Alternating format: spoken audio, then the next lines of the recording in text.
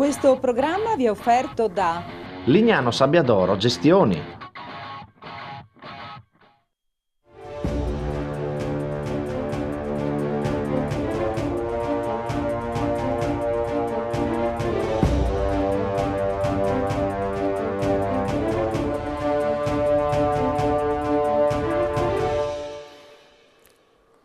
Ben ritrovati in diretta a Friuli Economy. Come avevamo lanciato nel TG, si parlerà di vacanze, di prospettive del turismo in Friuli Venezia Giulia dopo un biennio 2015-2016 particolarmente positivo secondo i dati della Promoturismo FVG, che ha visto un più 9,1% delle presenze in Friuli Venezia Giulia, quindi c'è sicuramente un qualcosa di positivo. Abbiamo questa sera tanti operatori del settore turistico in Friuli Venezia Giulia e abbiamo anche, saluto subito la collega del Friuli che mi dà una mano a condurre questa sera, la Maria Ludovica Scinco. Buonasera Maria. Buonasera, e presenterei subito quindi la Paola Schneider di Federalberghi FVG, buonasera. Buonasera. Poi Fabiana Bon dell'Hotel ai Dogi di Palmanova. Buonasera. Marco Floriani, amministratore delegato dell'Agenzia di Viaggi Turismo 85, buonasera Floriani. Buonasera a tutti voi. E dall'altra parte invece della barricata abbiamo Vito Anselmi dell'Hotel Il Cervo di Tarvisio, buonasera. Buonasera. Poi Loris Salatin della Lignano Sabbiadoro Gestioni SPA. Buonasera a tutti. Ed infine Giovanni Pigani del Black Staff di Udine. Buonasera Pigani.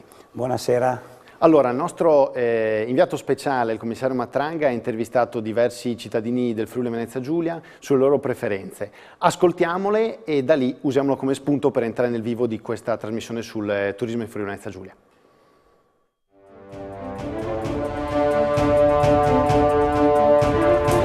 Signore Telefriuli, solo una domanda per i viaggi. Lei preferisce il mare o la montagna? Il mare. Il mare. Allora buona vacanza! Lei preferisce il mare o la montagna? Mare. Il mare. E in vacanza dove consiglia di andare per tutti quelli che vogliono venire qui in Friuli a visitare la nostra bella regione? Porca paletta, che domanda. Boh, a Lignano, insomma, sì. A Lignano? Lei va a Lignano? Sì, di E solito. se dovesse andare in montagna? Sono allergica alla montagna. Allergica alla montagna, non ci piega. Allora buona vacanza a Lignano, buone vacanze, arrivederci. Buongiorno e Telefriuli, dove andate in vacanza? In vacanza, siamo già in vacanza, noi viviamo, sono venuto a trovare mia nonna, mia mamma dall'Inghilterra. Ah, complimenti! Giovanni lì. Senta, ma le piace il Friuli? Molto, io sono nato qui. Lei preferisce il mare o la montagna del Friuli? La montagna direi, più belline, ma anche il mare è bello. Tutto bello qui in Friuli, eh. Senta, lei sa bene l'inglese allora? Sì. Allora dica a tutti gli inglesi in inglese di venire qui in vacanza in Friuli. Okay, hi folks, back home, you should really try and spend some more time in Friuli here. It's a great place, great holiday destination. So come over, great food, great mountains, cheap. Please do. Thank you very much, grazie. Happy holiday e buona Pasqua, grazie. Signora, buongiorno, è Telefriuli. Le faccio qualche domanda sulle vacanze. Lei dove va in vacanza, mare o montagna? No, di solito faccio un viaggio. Un viaggio, quindi... Al mare vado già con i nipotini. Ah, dove va al mare? Rimane qui in regione? Sì, a Lignano, hanno un appartamento e allora siamo lì. E invece la montagna della nostra regione, quali posti le piacciono? Camporosso sono, perché vado normalmente durante l'inverno. E secondo lei le strutture qui nella nostra regione, le strutture turistiche come sono? Non sono al top, guardi, veramente, perché girando nelle altre regioni c'è molta più, tanto anche simpatia. Qui siamo un po' chiusi come carattere e allora non sempre quando va in qualche struttura l'accolgono molto gentilmente. Senta, vedo che ha anche un cagnolino, ma e invece cosa mi dice delle strutture alberghiere, turistiche a proposito dei cagnolini qui da noi? Sì, ce n'è poche, io non le frequento molto, sono sincera, perché quando vado in vacanza e il cane resta da un'altra parte, però ce n'è un po' poche. Adesso cominciano anche le spiagge, si possono portare di qua e di là, ma fino adesso erano un po' scarse. Quindi dobbiamo darci da fare anche per i nostri amici a quattro zampe.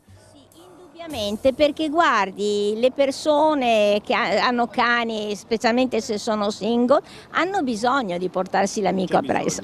Grazie allora, buone vacanze e buona Pasqua, grazie. Grazie allora, vacanze non solo per noi a due zampe ma anche per i nostri amici a quattro zampe, perché il turismo lo fanno anche loro. A te Massimo!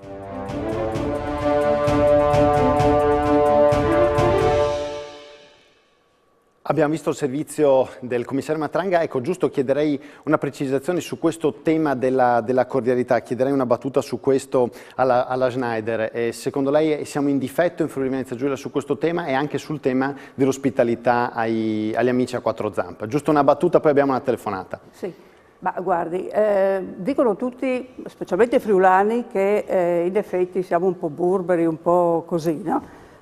Secondo me bisogna anche accettare il tipo di carattere che abbiamo come friulani, nel senso che è vero, siamo un po' così, però quando ci apriamo totalmente. Per cui all'inizio forse siamo un po', non dico scortesi, ma insomma teniamo un po' le distanze, però nel momento stesso in cui cominciamo ad avere un po' di confidenza diamo tutto. Beh, mi sembra di capire che un po' di margine di miglioramento quindi ci sia, un po' una di mezza margine di missione. miglioramento sicuramente, però io preferisco così piuttosto che il sorriso stampato di plastica di altre regioni, mi scusi. Bene, allora mi sembra che abbiamo una telefonata in diretta. Chiederei al telespettatore di presentarsi e di porre la questione, dato che abbiamo diversi ospiti che poi possono dire la loro. Buonasera, con chi abbiamo il piacere di parlare? Buonasera, io sono Andrea da Udine. Sì, se vuole porre la questione, signor Andrea. Sì, prego. Sono un modesta cicloturista della domenica, però mi diverto molto e vedo che c'è anche moltissima altra gente in regione che gode di questo sport e che tra l'altro investe anche capitali, perché si vedono bici in giro notevolissime, e quindi mi chiedo appunto, ecco, state inquadrando uno dei posti classici dove io passo, questo è il Belvedere prima di Grado, la vecchia stazione, e quando si passa di qua ovviamente la strada è ottima eccetera, però uno si chiede, ma perché una posizione del genere non viene valorizzata, non viene sistemata? Presumo sia demanio dello Stato. Sì, voglio dire, ovvio che ci vogliono soldi per sistemare queste cose qua, ma la regione, qualcuno, le istituzioni, qui siamo ad Aquileia, stessa situazione, la vecchia stazione, cioè sono miniere d'oro queste qua, nessuno le sfrutta. C'è questo fiume che passa, 100.000 turisti che vanno avanti e indietro e nessuno che si pone il problema di metterci una gelateria o comunque anche dei servizi, perché voglio dire, appunto, dico 100.000 turisti che la fanno nel campo, non è una cosa, quindi magari si potrebbero noleggiare le biciclette, mettere le colonnine per il recupero dell'energia, adesso che ci sono le bici, cioè cose di questo genere. Ecco, mi meraviglio che nessuno si ponga questo problema e sfrutti queste possibilità, insomma. Benissimo, signor Andrea, noi la ringraziamo molto per il suo intervento che ci sembra molto chiaro e abbiamo qui con noi diversi operatori che sono proprio in questa direttrice che va da Tarvisio fino a Grado. Qui con me ho la Fabiana Bon dell'Hotel ai Dogi di Palmanova, quindi le domanderei se lei si è posta già una questione come questa e che risposta si è data rispetto all'intervento che appunto ha fatto Andrea da Udine.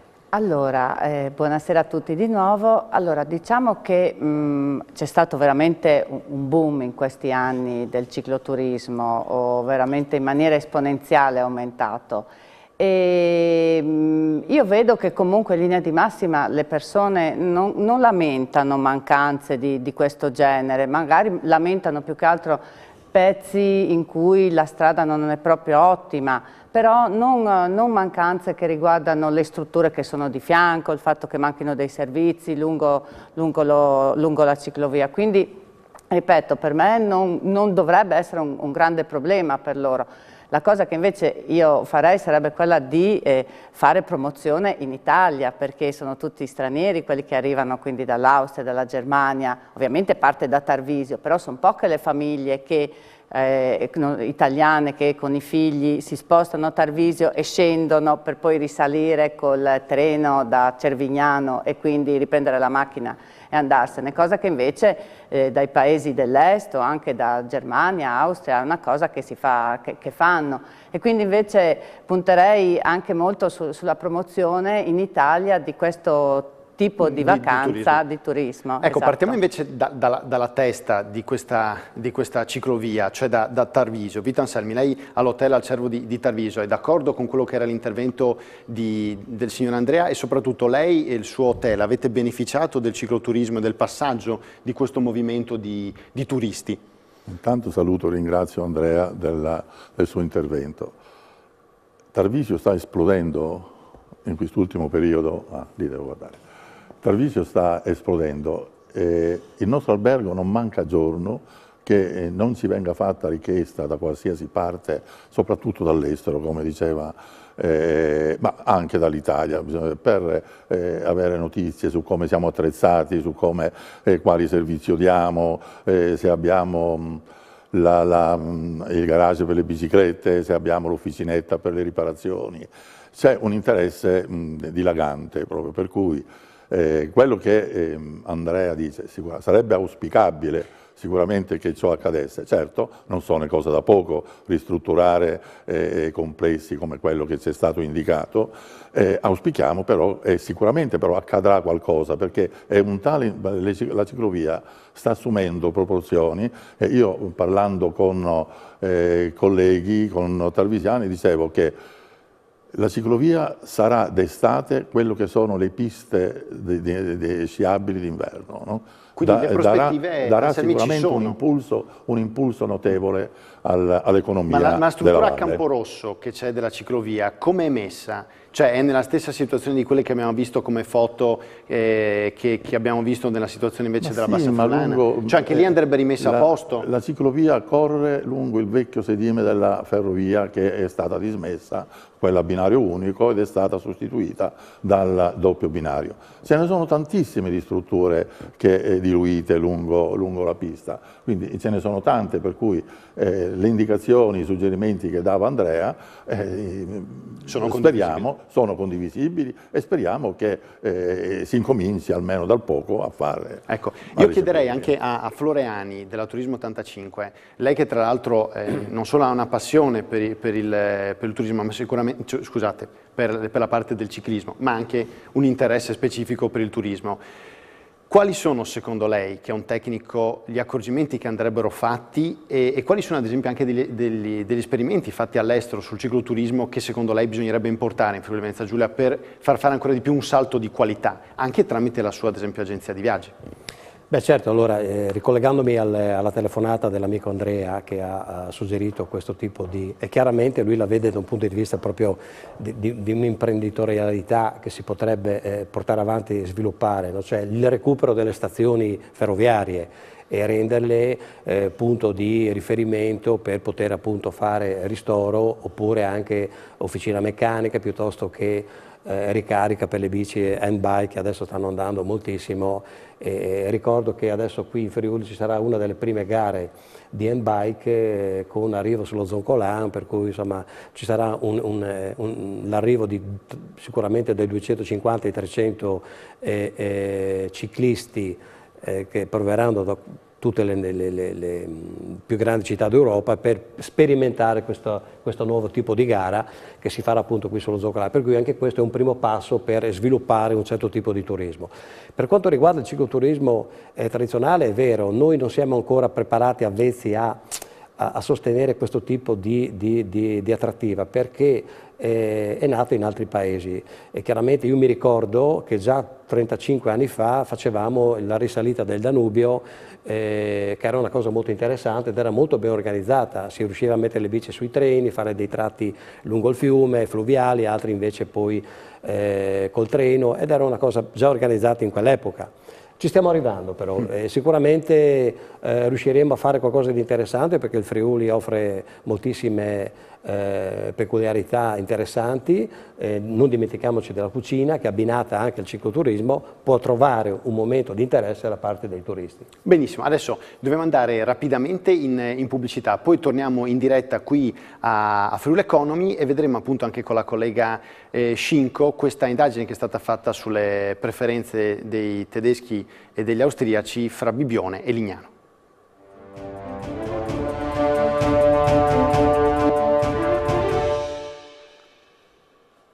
Eccoci qua, allora passerei la parola subito alla collega Scinco del Friuli per analizzare appunto questa indagine anche poi assieme a Salatin e a Pigani. È stata da poco presentata dal consorzio Bibione Live, unito all'Università di Klagenfurt, una ricerca che documenta le preferenze dei turisti dell'Alto Adriatico, soprattutto tedeschi e austriaci. Ne nasce un confronto tra Lignano e Bibione che mette bene in vista alcuni nodi fondamentali sui quali credo che proprio chi lavora di turismo dovrebbe approfondire il discorso. Per esempio, come possiamo vedere, il numero di vacanze in un anno sono poco superiore al 2%, più i tedeschi, che possono anche prediligere la stessa località se trovano certe forme di accoglienza che piacciono a loro. La durata media della vacanza è di soltanto una settimana per quanto riguarda gli austriaci, di solito 2 settimane, poco di più, per quanto riguarda i tedeschi, probabilmente perché arrivano da più lontano. La spesa media però non è elevatissima, si parla di 500 euro oppure 1.500-2.000, non tantissimo per quanto riguarda le vacanze nell'Alto Adriatico e nelle nostre località soprattutto.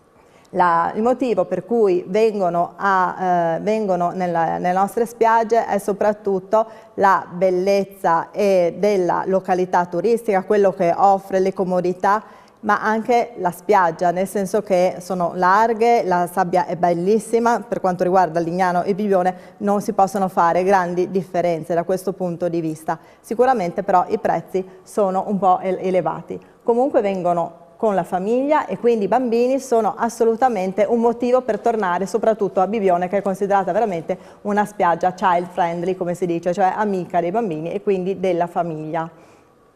Io credo che un altro motivo sia appunto gli aspetti per cui vengono, che sono il relax, perché in vacanza bisogna riposarsi soprattutto, la cucina come è già stato detto e poi tutte le attività legate al tempo libero. I prezzi che però non sono sempre concorrenziali e appunto ritorniamo al divertimento pure semplice. E da qui però c'è aperto il nodo del rumore, della confusione eventualmente, che non piace a tutti, perché se si sceglie una spiaggia per famiglia, come dovrebbe essere quella di Lignano piuttosto che quella di Biglione, bisogna che la sera si faccia veramente silenzio. Sicuramente i motivi per cui dicevi anche tu, Massimo, di questa grande preferenza dei turisti per queste spiagge dell'Alto Adriatico è anche perché vengono ritenute più sicure rispetto ad altre destinazioni, magari nel Mediterraneo, che in questo momento non sono proprio facili da frequentare. Ecco, chiederei a Salatin se, come commenta queste slide, se si ritrova e soprattutto anche, mettiamo che la situazione nel Mediterraneo orientale si stabilizzi, si pacifichi, in futuro come pensate ad esempio a Lignano di continuare ad attrarre un flusso così importante di turisti? Ma sono 2 stagioni che effettivamente il turismo di Lignano, ma anche della regione, sta veramente andando bene. Ci hanno aiutato anche le condizioni meteorologiche, sono state veramente 2 estati molto buone, purtroppo anche i fatti internazionali che sappiamo e anche tristi. Sicuramente dobbiamo, e quindi questo nuovo afflusso di turisti, anche turisti nuovi che proprio per la sicurezza preferiscono, credo, le nostre spiagge, bisogna che li facciamo innamorare della nostra località e dissento un po' dalla Paola, nel senso che dobbiamo imparare ad essere accoglienti, ma non con un sorriso di plastica, con un sorriso di accoglienza. Io faccio dei corsi al mio personale nella Lignano Sabiodoro Gestione, i bagnini alla gente, perché chi viene deve sentirsi accolto. Abbiamo tante peculiarità buone che lei le ha prima elencate. Ho visto che la preferenza per esempio per il relax, per cui se poi affrontiamo quel discorso della vita notturna ne parliamo.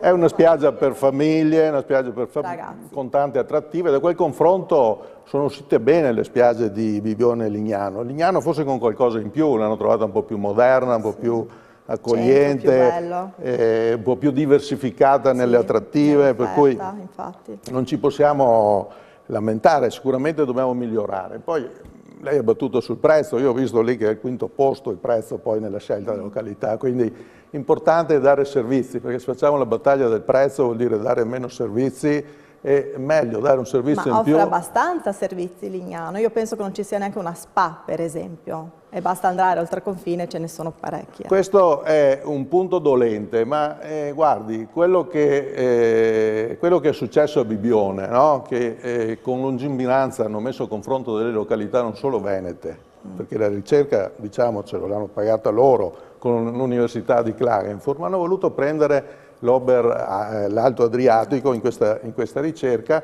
È un inizio per far sì che il cliente percepisca l'Alto Adriatico, e se fosse questo, per esempio a Bibbione, in questo momento c'è un'offerta termale abbastanza buona. Sì. A Bibbione, Lignano. Siamo a 2,5 km. Sì, ma tocchiamo un attimo. No, finisco. E quindi questo non prescinde che dobbiamo, però so che il prossimo anno probabilmente partiranno le terme. Vorrei rifarmi a quella gentile signora che parlava dei cani prima, per dire che a Lignano, per esempio, le spiagge di cani ci sono, e anche ben attrezzate, e che l'Isages proprio quest'anno attrezzerà attraverso dei collaboratori una nuova spiaggia all'ufficio 18, se qualcuno conosce Lignano, per cui siamo sensibili anche a questo tipo di turismo. Ecco, Pigani, sul tema invece del divertimento, come la vede lei a Lignano, ma anche a Udine? Quanto questo spingerebbe ad avere ulteriori turisti, oppure quanto questo può diventare allora un limite con quelli che invece prediligono relax? Ma io ho un pensiero abbastanza, diciamo, ovviamente di parte, perché lavorando, avendo un pub e comunque cercando anche di rallegrare le serate della gente, dico che comunque un occhio si potrebbe dare anche al divertimento, anche perché, se non ricordo male, negli anni 90 Lignano era quasi antagonista di Rimini, cioè c'erano discoteche, 7-8, una roba del genere, quindi c'era un sacco di flusso di turisti che venivano anche per farsi le serate, per divertirsi, per passare la nottata in un relax diverso, ecco. E tutto sommato escludere una categoria di turisti così, ok, le famiglie sono importanti, la spiaggia, abbiamo visto i bambini dal sondaggio, e quindi chiaramente ci vuole il rispetto per chi viene per riposarsi, e quindi vuole il silenzio poi la notte, ma questo non esclude di creare delle aree invece dove si possa invece creare un turismo per chi viene per divertirsi, in modo da poter prendere il 100% della richiesta, ecco. Tra turismo giovane e il turismo delle famiglie, che le famiglie magari rimangono per non dico un mese, una settimana, i ragazzi passano la serata e se ne tornano a casa loro. È un eterno dilemma che abbiamo anche cercato con le autorità, con l'amministrazione di Lignano di risolvere, trovando una via di mezzo negli orari proprio con i gestori di queste attività. Mi pare che l'anno scorso tutto sommato è andata anche abbastanza bene, abbiamo trovato dei limiti fino all'1 di notte, poi comunque per la movida, le discoteche sappiamo ormai che non ci sono più. In Friuli non ci sono più. Però c'è la movida, per esempio, del Bartenda. Ecco, ma lei Floreani come... Sì, ad esempio, perché non delocalizzare ad esempio queste aree qui del divertimento sulla spiaggia, che di notte è libera? Per cui riuscire a portare il divertimento verso la spiaggia, che non crea problemi poi ai condomini, alle aree abitative, e potrebbe essere una soluzione. Questa è una scommessa che cercheremo di vincere con il rifacimento del lungomare. Lì ci sono molte aspettative, e una di queste è di rivitalizzarlo sotto tanti punti di vista. Magari dei bar ci sono comunque sul lungomare diversi alberghi, ma trovare una zona che possa recepire queste esigenze, come magari succede a Pineta col Bartenda, che è molto frequentato queste zone, credo che non sia impossibile, insomma, trovare il modo di far convivere un turismo importante come quello delle famiglie. Comunque teniamo presente che anche le famiglie fino a mezzanotte e l'una si passeggiano per Lignano. Certo. Ecco, lancerei, prima di andare in pubblicità, il contributo della APCO con la consulente Lara Citton. Poi lo vediamo, andremo un po' in pubblicità e poi lo commentiamo con i nostri ospiti.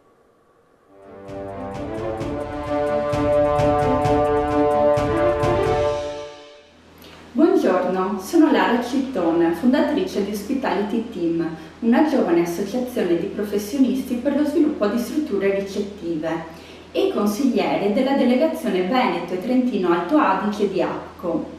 Oggi si parla di turismo. Perché è così importante questo settore? Principalmente per il suo indotto, cioè tutta la ricchezza, economia, lavoro che questo settore crea in modo periferico alle altre imprese. Questo è possibile grazie ad alcune caratteristiche delle attività ricettive: capitale circolante basso, riscontri veloci in termini di fatturato quando investono in marketing e nella struttura, necessità di un continuo riammodernamento e riqualificazione. Da ciò si evince che spesso hanno disponibilità finanziaria e la volontà di investire nella struttura, con opere edili, di impiantistica, arredi, quei settori maggiormente toccati dalla crisi, incentivando l'occupazione e l'economia del territorio. Gli enti pubblici conoscono bene queste dinamiche, perciò emanano contributi a fondo perduto. Per esempio, in Friuli Venezia Giulia hanno varato il Piano regionale del turismo 2014-2018. Quali sono i passi per chi ha un'attività ricettiva e vuole investire nella propria struttura? Arrivano in soccorso i grandi filoni della consulenza. 1. Marketing per appurare tramite ricerche di mercato e strategia aziendale i target da colpire. 2. Elaborazione di business plan per verificare la sostenibilità economica e finanziaria dell'idea. 3. La ricerca di bandi e agevolazioni ad hoc. 4. Marketing operativo per consolidare l'immagine aziendale e, se necessario, disintermediare dalle OTA. Quello che si può fare nel turismo è molto. Noi consulenti di direzione siamo pronti per accompagnare il cliente ad affrontare le sfide del mercato, ma tutti gli imprenditori sono pronti ad accettarle?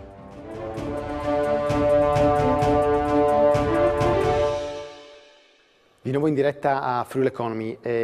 Schneider, per quanto riguarda la Federalberghi e soprattutto le strutture ricettive in Friuli Venezia Giulia, abbiamo visto che questi anni sono stati positivi e probabilmente anche le prospettive di questo 2017 lo sono altrettanto, però in futuro, quando magari non si beneficerà anche della situazione geopolitica così vantaggiosa, che cosa voi state provando a fare affinché ci siano dei cambiamenti strutturali nella struttura, diciamo così, dell'ospitalità in Friuli Venezia Giulia per continuare a attrarre un numero così importante di presenze? Diciamo che abbiamo bisogno assolutamente di ristrutturare. Molti si stanno ristrutturando, molti hanno già la SPA, hanno servizi per i bambini, eccetera, però tanti devono cominciare proprio a farlo. Qui entrano anche i corsi di formazione che giustamente Turismo FUG sta facendo, in particolare per il marketing, per far capire proprio l'importanza di stare sul mercato attraverso il rinnovo e soprattutto i nuovi servizi. Devo dire anche che quando però ci sono i bandi regionali, spesso e volentieri sono talmente tante le domande dei privati che normalmente non riescono a sopperire, no? Per cui vuol dire che c'è anche una vitalità delle strutture ricettive di cercare di mettersi sul mercato nel miglior modo possibile. Certo è che adesso è tutto talmente tanto costoso, purtroppo gli ammortamenti sono, bisogna fare degli ammortamenti lunghi e noi incappiamo in questo momento sulla parte delle banche. Le banche spesso e volentieri fanno molta fatica, allora, o hai i soldi e le banche te li danno, o allora hai i soldi e le banche fanno fatica a darteli, no? Ecco, per cui stiamo cercando anche con i confidi, ma anche col medio credito, di ragionare proprio per cercare di superare questo problema. Le posso chiedere infine, Schneider, una battuta anche sui voucher? Cioè Sì. quanto voi questa stagione turistica sarete penalizzati da questa decisione, a meno che non torni sui suoi passi il governo? Ma i voucher erano importantissimi per noi perché noi abbiamo un lavoro flessibile, abbiamo tanto lavoro venerdì, sabato e domenica, poi magari abbiamo il lavoro dal lunedì fino al giovedì, abbiamo il lavoro tranquillo, per cui al di là dei nostri dipendenti che sono assunti e tutto, però quando abbiamo bisogno di manodopera extra, lì subentra il voucher era molto molto importante. Adesso si sta pensando alla chiamata, però è ancora tutto da vedere, tutto da fare. Diciamo che è auspicata un ritorno dei voucher, dai, questo è... Dio, sarebbe il massimo. Sarebbe il massimo. Ecco, chiedendo intanto alla collega Scingo di prepararsi una domanda per la Fabiana Bon, chiederei a Anselmi dell'Hotel Cervo di Tarvisio, lei ad esempio su che cosa vorrebbe, diciamo così, far ripartire il suo hotel? Dove concentrerebbe le ristrutturazioni o i miglioramenti? Per attrarre ulteriori, al di là del cicloturismo, per attrarre ulteriori turisti? Per quanto riguarda la mia struttura, certo. Io già da 2012 che ho iniziato una serie di riqualificazione della struttura, una serie di interventi per la riqualificazione della struttura che mi ha portato a livelli gratificanti per quanto riguarda la clientela, che da quando siamo partiti con questa riqualificazione, mi piace dare un dato, io ogni anno incremento il mio bilancio di un 10-15%, no? Questo vuol dire che gli investimenti alla fine pagano.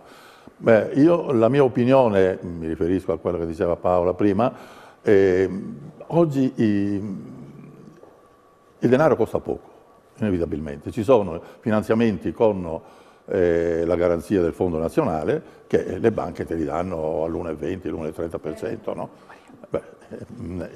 Io posso assicurare, almeno per quanto mi riguarda, è chiaro, io non posso parlare per gli altri, per quanto riguarda me, le banche sono state disponibili in maniera illimitata. Il problema, certo, quando poi un'azienda, qual è il problema invece che mi piacerebbe mettere a nudo? No?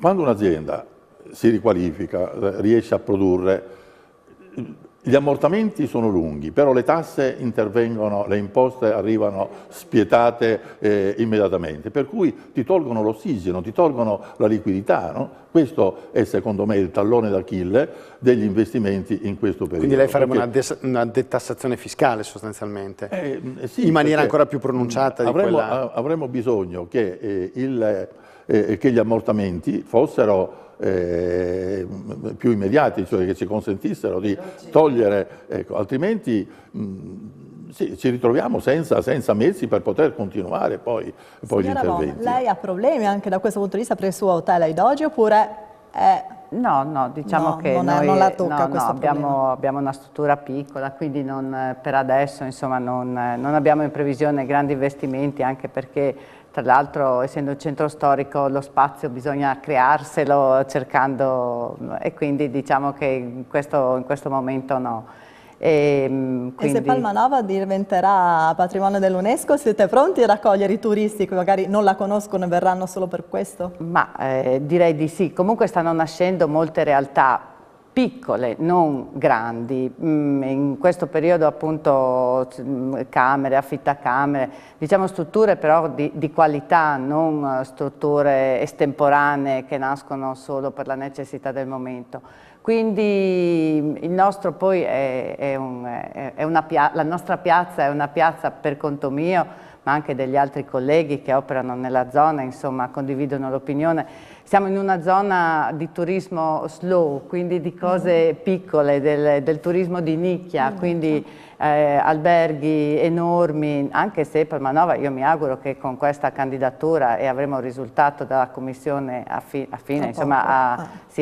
luglio, di conseguenza si saprà esattamente anche tra l'altro quali prospettive avremo per il futuro, perché tra l'altro non è che Palmanova è candidata da sola, ma bensì c'è questa cordata diciamo, tra virgolette, di città che partono da Bergamo come capofila, poi c'è Peschiera, c'è Venezia, c'è Palmanova per scendere poi in Croazia e Montenegro, e sono città fortificate veneziane, esatto, del XV e XVII secolo. Quindi tutto questo, anche questo numero così grande anche di città che fanno parte di questo progetto ci dà anche una buona speranza, perché ovviamente ci sono degli appassionati del periodo, è patrimonio mondiale dell'UNESCO, ma non la città singola, bensì un itinerario, quindi ancora più interessante forse. Poi abbiamo Aquileia. Interessanti sono anche i lavori che hanno permesso grazie all'Art Bonus, per cui Piazza Grande è stata quasi completamente ristrutturata, immagino che i lavori stiano proseguendo. Esatto, abbiamo un'estate davanti molto bella, molto interessante, insomma per quanto riguarda concerti. L'evento sportivo, ad esempio la Maratona dell'UNESCO, sicuramente gli ha dato assolutamente lustro, sì. Gli ha dato visibilità. Assolutamente è una cosa secondo me molto importante, perché unisce Cividale e Palmanova, e Aquileia. Quindi, cioè, siamo veramente, sì, diciamo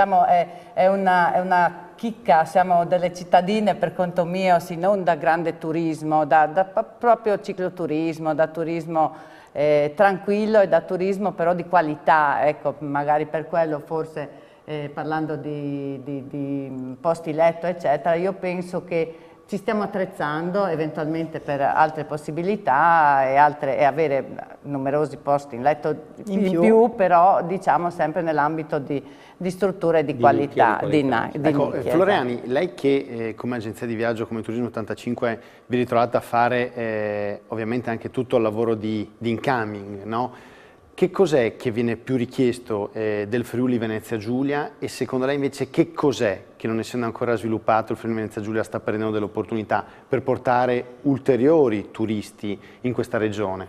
Ma allora, di netto sicuramente vi posso rispondere la cucina, il gourmet, cioè la gente che viene e i gruppi che noi organizziamo sia un po' dall'Inghilterra, dalla Francia che da altri paesi amano molto l'Italia perché si mangia molto bene. In Friuli trovano una cucina splendida, trovano un servizio impeccabile da quel punto di vista lì. Poi chiaramente cosa si sta sviluppando? Si sta sviluppando il fatto di fare una vacanza dinamica.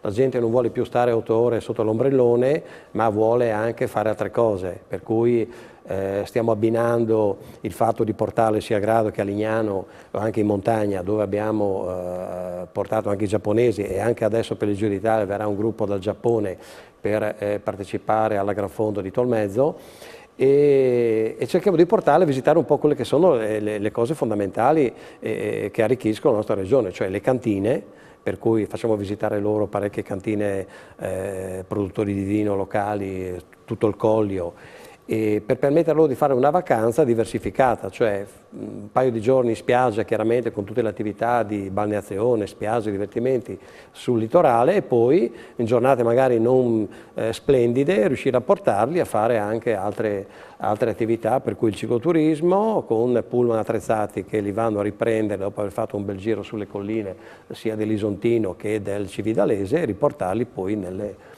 zone dove chiaramente vivono per il loro soggiorno. Ecco, io farei giusto dall'altra parte della barricata, come ho detto prima, chiederei, Salatin, come vede questa cosa che ha detto Floreani? Cioè, secondo lei è il modo per coinvolgere il più possibile in Friuli Venezia Giulia i turisti? Sì, c'è proprio centrato, perché addirittura la promozione che stiamo tenendo in campo, diciamo che guarda un po' meno il mare e guarda un po' meno il contorno di quello che c'è, perché Lignano ormai mare, spiaggia e sole non bastano più.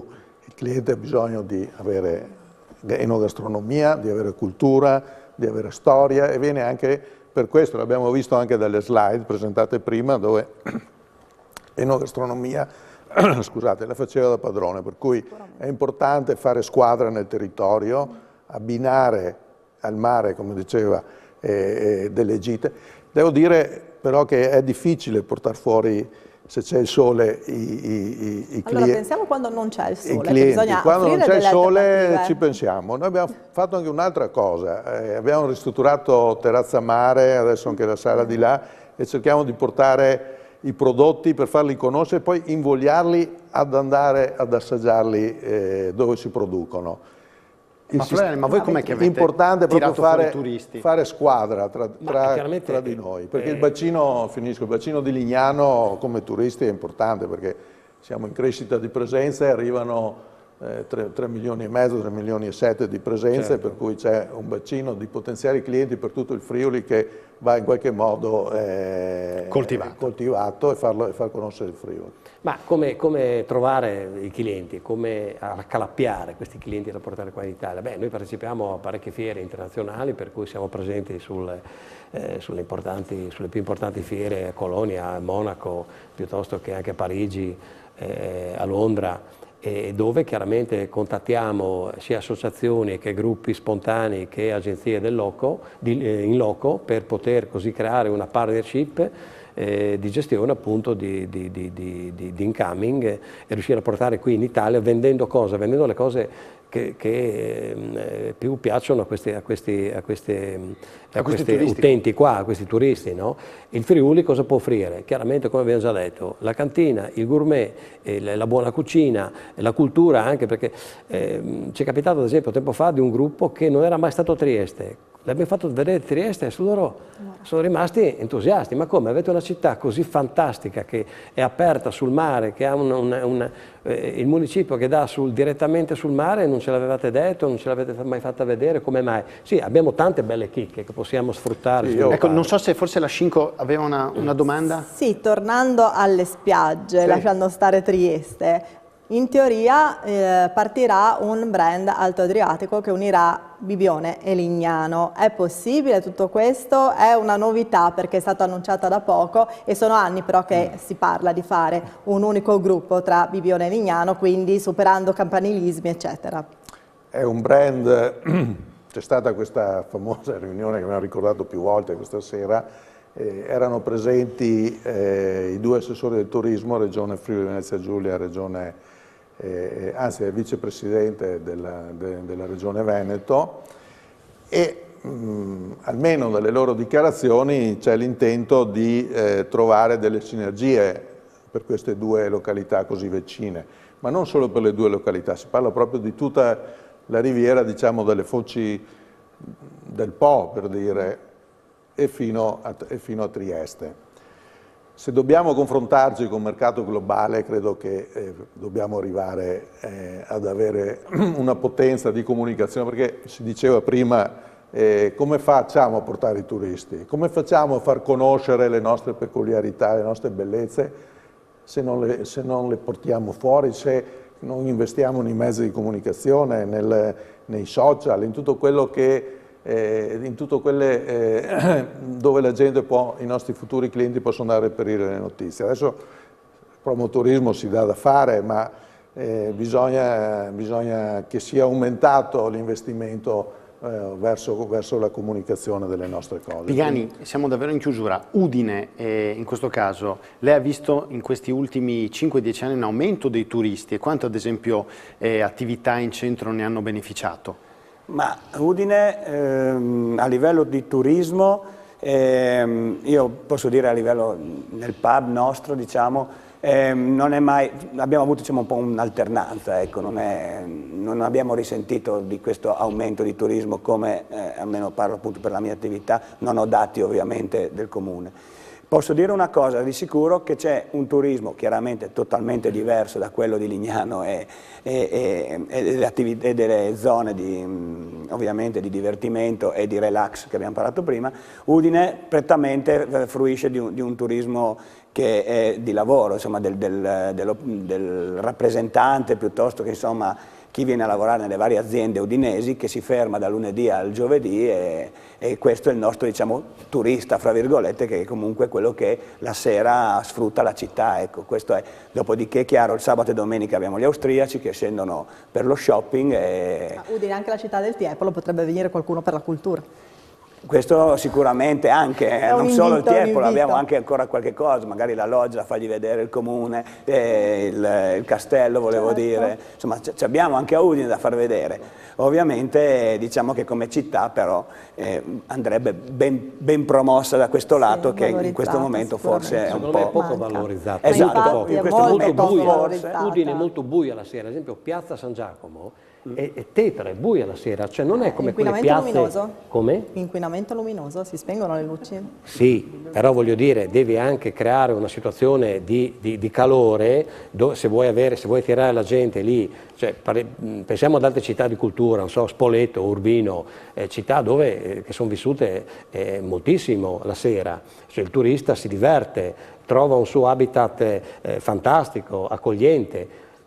Piazza San Giacomo la vedo io così un po' spenta, un po' abbandonata, un po'... dovete sapere che nessuno abita in Piazza San Giacomo più, non abita più nessuno in Piazza San Giacomo, è tutto vuoto, per cui non c'è neanche quel problema lì, voglio dire, di fare un po' di non dico confusione, ma insomma un po' di quel rumore che c'è sì, manca effettivamente, come si diceva, magari per Lignano prima che si diceva, magari creare un'area, manca effettivamente un'area come in tutte le città d'Europa dove c'è una zona dedicata alla sera dove uno può fermarsi fino a tardi senza recar disturbi. Piazza del Popolo, Piazza Navona a Roma, ovunque in Europa c'è il posto esatto, per poter andare la sera fino alle 4 di mattina a passare la serata. Ecco. Può essere questo un tema per un'altra puntata. Io ringrazio tutti gli ospiti, adesso siamo davvero in chiusura, abbiamo anche un po' sforato. Ringrazio tutti gli ospiti di questa sera, ringrazio ovviamente anche i registi e i tecnici che ci hanno consentito di fare questa puntata. A tutti voi una buona serata, adesso c'è Community FVG e dopo Elettroshock con Salvatori e Micheluz e ci vediamo fra una settimana qui a Friuli Economy per una puntata sul cambiamento tecnologico nella vita delle imprese e delle famiglie.